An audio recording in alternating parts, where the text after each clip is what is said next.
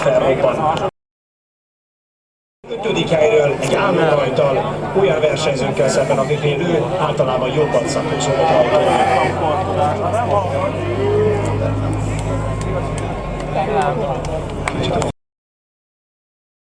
Ha azt kérdezted, hogy azt mutattad, igen, még itt a féket állítottad. No, akkor nézzük azt a futamot, nézzük azt a rajtot, ott az zöld zászló.